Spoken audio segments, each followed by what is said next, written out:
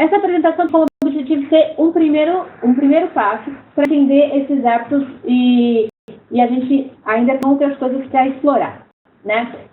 Por que ele é importante? Porque ele precisa olhar para o futuro, né? E olhando para o futuro, a gente tem mesmo um desafio de integrar e olhar de uma única maneira com o consumidor numa única linguagem, que é o que ele quer ouvir, né? Porque ele tem diferentes plataformas onde ele assiste vídeo e uma é integrada com a outra. Hoje a vida dele não é só TV, ou só celular, ou só computador, não, tudo faz parte. E a expansão desse conteúdo em todas essas plataformas, na verdade, faz parte dessa questão, né?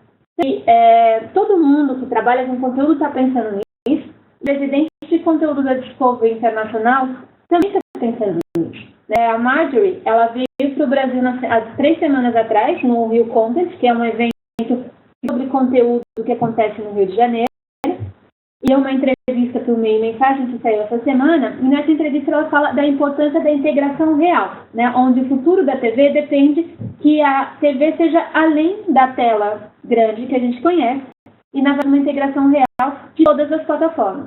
E é a busca dessa integração real que faz com que o conteúdo seja relevante para a vida das pessoas, porque elas estão nessa integração.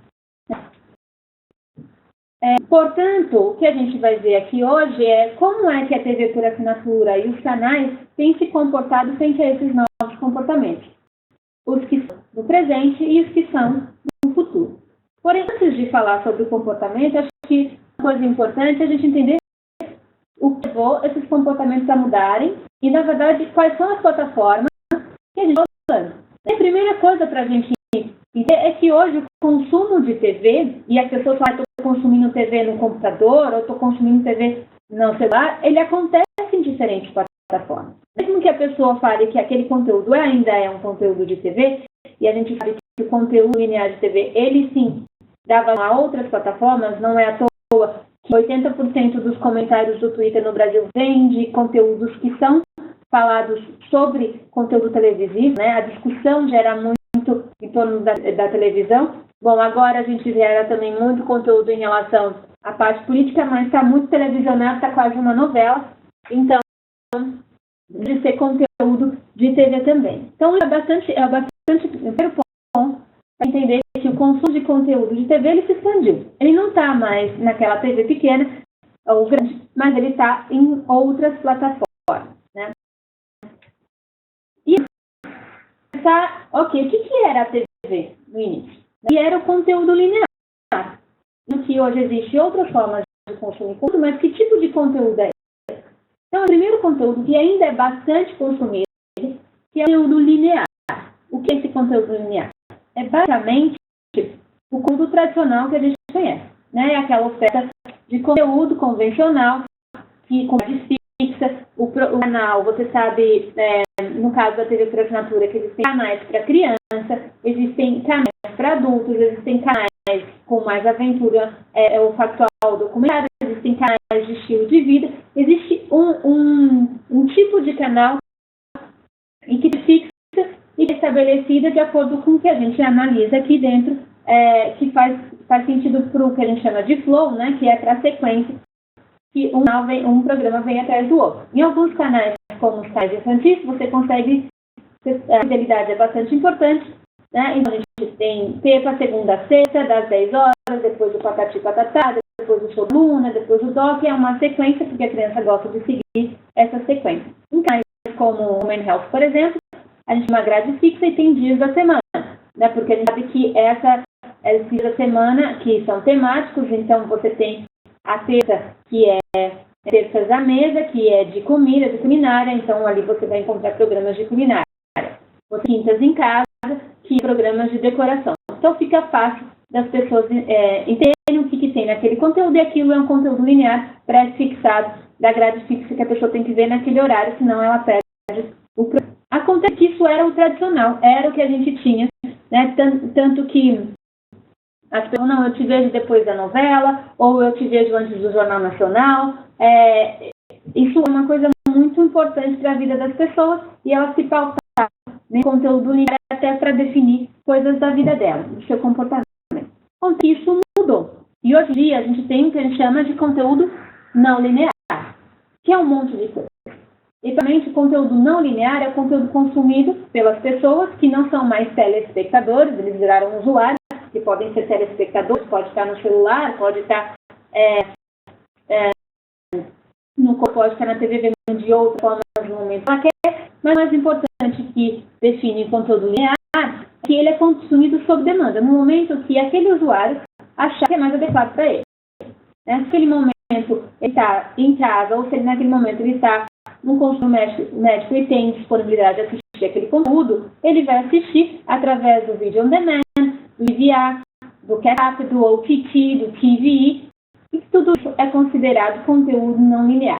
Eles devem estar perguntando, puxa, Bia, né? Caramba, contra a letra, né? VOD, DVR, catch-up, OTT, TVE. Gente, é muita letra, mas ele vai explicar um pouquinho mais para vocês o que é cada uma delas.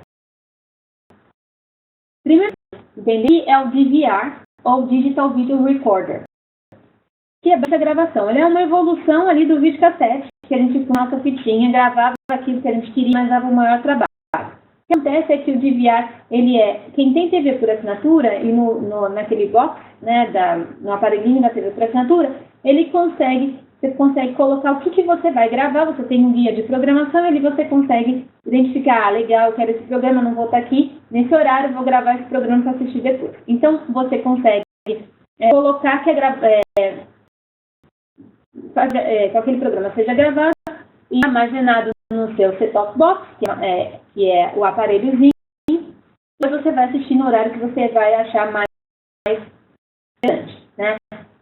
Dentro dessa modalidade, isso é muito difundido nos Estados Unidos, tem bastante gente gravando, no Brasil ainda é bem menor. A gente tem algumas modalidades. Uma delas é o catch-up, que é quando o conteúdo fica disponível e é armazenado no set-top box para ser visto em um determinado momento, em um determinado período. Então, eu ali tenho a programação, eu não coloquei para gravar, mas disponível para mim eu posso buscar informação. Ou, em algumas operadoras, o catch-up ele funciona de uma maneira diferente, então eu gosto muito desse programa, só que eu cheguei no segundo bloco, eu consigo depois acompanhar o primeiro bloco e passar mais rapidinho para assistir o segundo e terceiro bloco também. Né? Então eu consigo fazer catch-up, que é me atualizar e pegar desde o começo. Esse é o primeiro tipo de não linear, e que é muito famoso. Começou com um tivo, né? Hoje existe, aqui no Brasil existe, o catch-up algumas operadoras já fazem, outras não, mas começa a ser utilizado pelas pessoas. A segunda coisa que existe de conteúdo não linear é o VOD, ou Video on Demand. Essa interativa onde o conteúdo de vídeo é requisitado sob a demanda que o usuário, no momento que ele quer, como quiser. Então, normalmente tem uma biblioteca de conteúdo dentro das operadoras, né? Tem um conteúdo das operadoras, VOD, ou das programadoras, ou que é os plays. Então, no caso das operadoras, que é, como exemplo, o NetNow ou o Sky On Demand, a GVT também tem essa informação, tem uma biblioteca disponível com vários conteúdos, com vários conteúdos de vários canais, e você pode escolher e assistir na hora que você quiser. Se você gosta de Largados e Pelados, por exemplo, que é um programa da Discovery e que está no ar a segunda temporada, mas você não vê a primeira temporada, você pode ir lá no Now e achar a primeira temporada e assistir. Você pode assistir um episódio, você pode assistir 3 episódios. Isso depende, mas lá armazenado tem essa biblioteca. Tem 3 tipos de VOD, de Video On Demand, que é o Transition VOD, que é que você paga por um filme, por exemplo. Às vezes aparece aqui, hoje você está lançando esse filme e tal. Aluga esse filme, pague tanto, e você consegue assistir por um determinado tempo. Isso se chama Transition. Você paga pelo aquele conteúdo. Tem o Subscription VOD, que é a assinatura VOD, que você paga por um determinado canal. Aí tem um canal especial, que é o Video On Demand. Então, você tem ali todas as informações do Video On Demand. Eu vi que tem algumas perguntas. Eu pedi, o Rodrigo e a Débora vai responder. Eu vi que o Renan me mandou uma mensagem. Eu pedi para o Rodrigo e para a Débora entrar em contato com você. Tá? Sim, a gente está falando da parte... A gente começou, estou falando aqui do glossário e eu vou falar depois do comportamento. Eu acho que é importante a gente entender que tipo de forma, o que a gente tem antes de entrar nos comportamentos. Tá bom? Bom, e temos o FreeBOD, que é um comportamento, que é o vídeo on demand de conteúdo, que é, né, se você tem a TV por assinatura, você já é um assinante, você tem ali uma biblioteca, uma imensidão de possibilidades. O não linear que a gente tem é a TV. Antes de falar do TV, acho que é importante dizer uma outra coisa sobre o VR, né, que é a gravação, e o VOD, que é o on demand. É que hoje em dia os dois tipos de conteúdo conseguem ser mensurados através do Ibope. Então a gente tem a audiência linear, que é o que as agências veem e que a gente vê também, e tem a audiência consolidada. Se aquele episódio foi lá durante 7 dias e está no VOD, foi assistido até 20 dias no VOD ou gravado, ele conta para a audiência. Então ele soma, no final das contas, se você assistiu Peppa no VOD e ele estava no ar nos últimos 7 dias, ou se você gravou um determinado episódio, afinal de Largados e Pelados da Tribo, você assistiu 7 dias depois que foi passado no ar, o Ibope consegue reconhecer através do áudio e ele soma num segundo momento. Isso acontece bastante nos Estados Unidos. Nos Estados Unidos tem uma audiência que eles chamam Plus, ou Plus 7, que é o que você assiste depois de 3 dias ou que você assiste depois de 7 dias.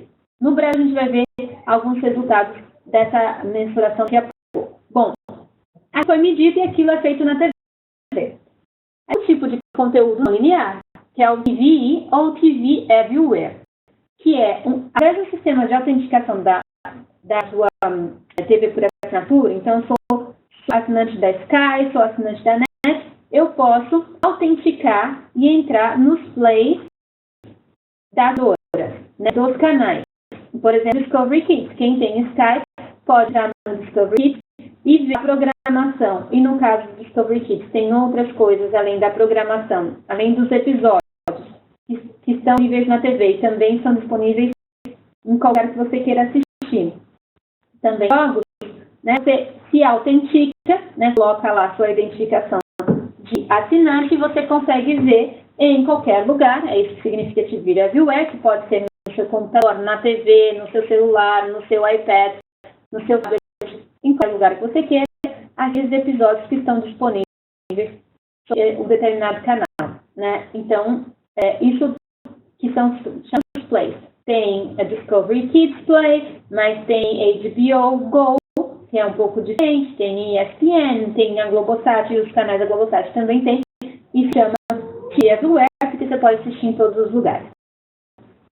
Se é vista na TV da casa e essa pessoa tem People Meter, ela é mensurada. Se ela não é vista, se ela é vista em computador, por enquanto, aqui no Brasil, isso não é mensurado. Noruega, que tem bastante grande, que tem bastante consumo de TV Everywhere, já é possível fazer esse tipo de medição, então a gente sabe que tecnicamente isso um dia é possível também feito aqui. Bom, o outro tipo de conteúdo não linear é o que a gente chama de OTT, ou Over the Top, que é utilizado para serviços de conteúdo sob demanda que direto ao consumidor. Então, o consumidor ele para por aqui, né? O Netflix, por exemplo, o Hulu, o Amazon, e na Noruega e na Suécia, a Discovery também tem um que chama de Play. Então, você paga diretamente, você não é assinante de TV por assinatura, você paga diretamente para esses sistemas, para essas empresas, e você recebe e tem ali uma biblioteca do que você pode utilizar. Muitos deles, eles utilizam dos algoritmos para dizer, olha, você viu esse programa, também recomendamos este, né? Ou simplesmente você vai e pulsa e acha o conteúdo que você quiser, né? Bom, esses são as principais formas de conteúdo não linear. E é conteúdo de vídeos curtos na internet, que é basicamente YouTube, tem outros, né, Vimeo, onde também se consome os conteúdos curtos. Normalmente eles são menorzinhos, são mais rápidos, mas tem toda informação e dados, e eles funcionam muito, eles têm bastante frequência.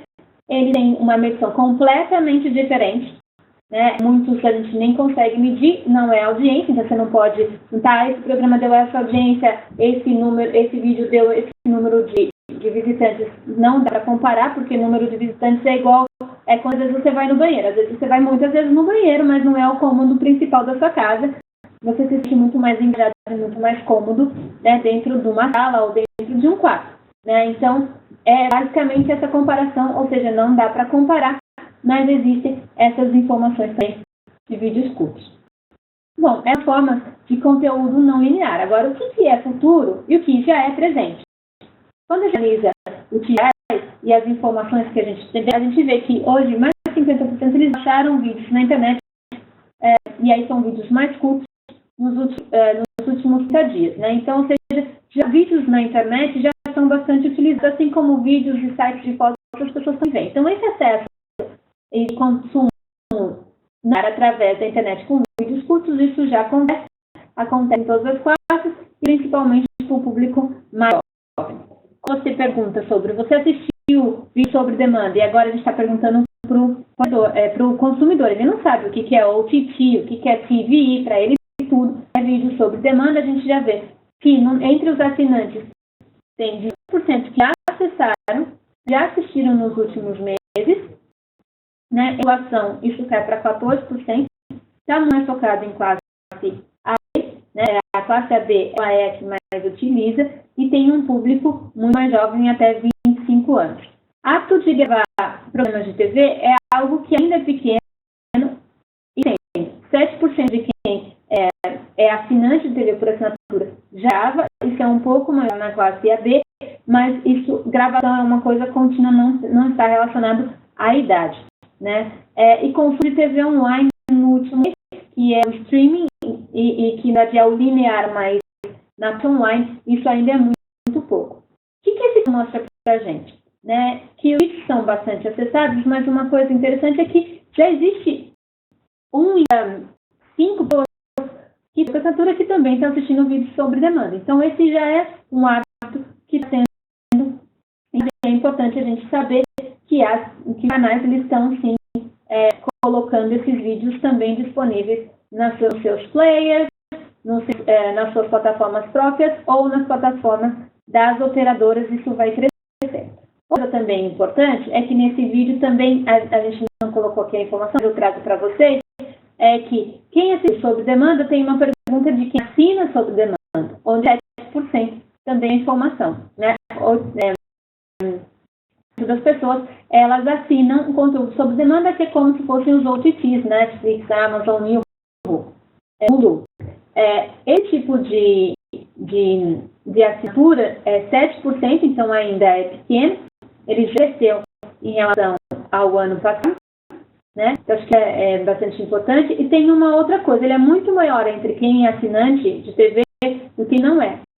Isso mostra um dado muito importante, que as pessoas elas não estão substituindo um pelo outro, elas estão, um está complementando o outro, né? Isso acontece nos Estados Unidos, acontece principalmente na Europa, onde elas estão assistindo conteúdo cada vez mais, e aí o que depende qual é a plataforma. Tá?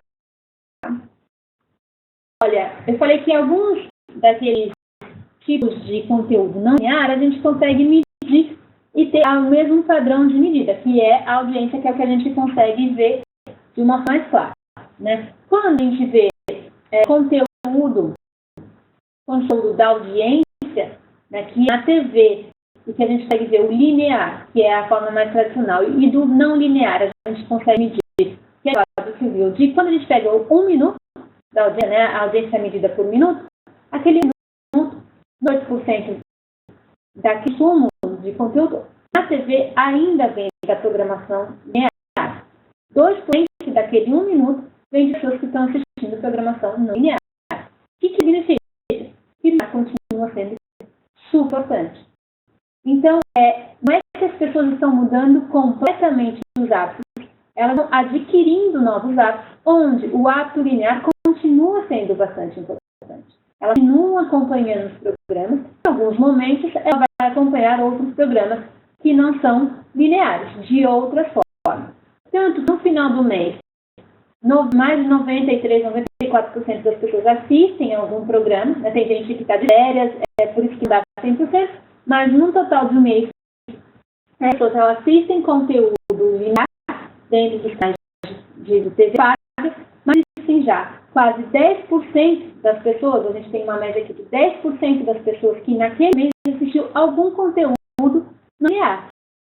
Então, em cada 10 pessoas, né, que tem TV por assinatura, já assistindo naquele determinado mês, algum que não é linear, que não faz parte da grade de programação, que ela gravou ou que ela viu pelo VOD. Né? Outra coisa também interessante é que as pessoas, em média, por dia, ficam 3 horas assistindo conteúdo linear. Mas quem assiste conteúdo não linear, que é esses 2%, já tem uma média aí de 2 horas focadas nisso. Ou seja, as pessoas estão consumindo mesmo. Mas esse conteúdo ainda não é tanto quanto a TV linear, mas tem aí uma dedicação para esse conteúdo. No caso da TV, o conteúdo assistido põe que não seja conteúdos mais curtos, tirando que é o recorde de audiência, que é o recorde, na verdade, de streaming de tempo de permanência no Now, né, que é feito, tem 5 minutos, mas várias pessoas assistem, mas elas não assistem uma vez, assistem várias vezes, então esse é o recorde. Mas para a gente terminar, o mais importante é que não é a forma. Porque se eu esse mesmo estudo e apresentar para vocês aqui 1 ano ou de 3 anos, as plataformas e as letrinhas vão ser completamente diferentes. Mas a gente entender o comportamento. Né? E é entender no comportamento que a gente conseguir produzir conteúdos relevantes para ele. Então, nosso mindset, e principalmente os criadores e das agências e mesmo dos anunciantes, que o mais importante não é saber em qual plataforma que o conteúdo vai, mas o que aquele conteúdo tem a ver com o comportamento das pessoas. Porque se aquele conteúdo for relevante para as pessoas, audiência, ou vai ser medido de uma forma bastante positiva, independente da métrica que ele estiver, em qualquer uma das plataformas. Seja a audiência, ou no futuro, quando a audiência não for a coisa mais importante, mas sim os streams ou outra metodologia que a gente vai ter que inventar, porque a gente vai ter que inventar novas metodologias. Então, só terminar aqui e abrir para as perguntas, o importante para a gente se preparar para o presente, para o futuro, é quebrar parâmetros. Temos novos consumos, temos novas plataformas, novas formas de consumir conteúdo, isso é importante para a gente criar entente aqui entre os canais, e já estamos pensando nisso, os nossos criativos já estão com esse mindset, mas também para vocês pensarem em formas diferentes. Segundo, a gente tem que adequar isso para o dia a dia, inclusive com as métricas que a gente tem, isso é mais focado nas agências. A audiência continua sendo importante, até porque o linear continua sendo bastante importante, mas a gente tem que entender que a linear é grande parte, continua sendo super importante, mas uma parte. Então, temos que audiências e outras métricas terão que ser incorporadas a isso, como a marca, a relevância da marca onde você está anunciando, mais do que, na verdade, o formato que você está dando, porque o formato vai mudar. E o mais importante é que os parâmetros, quando para o dia a dia, entendendo que o linear continua no Brasil muito importante, mas precisa pensar no não linear, e não é na plataforma. Enfim, o que é que o complemento desse não linear e quais são as métricas que a gente vai utilizar e vai agregar para medir todos esses nossos métricas reais, onde ele realmente consegue medir, porque se a métrica vem do próprio... então, se a métrica é meio duvidosa, a gente tem que ver se dá para comparar, né? Isso é bastante importante. Mas o mais importante é entender os comportamentos, porque aí, entendendo o comportamento, fazendo conteúdo relevante, a métrica, os streamings, qualquer outro tipo de coisa vai ser boa, porque a gente entendeu qual é o comportamento. Então,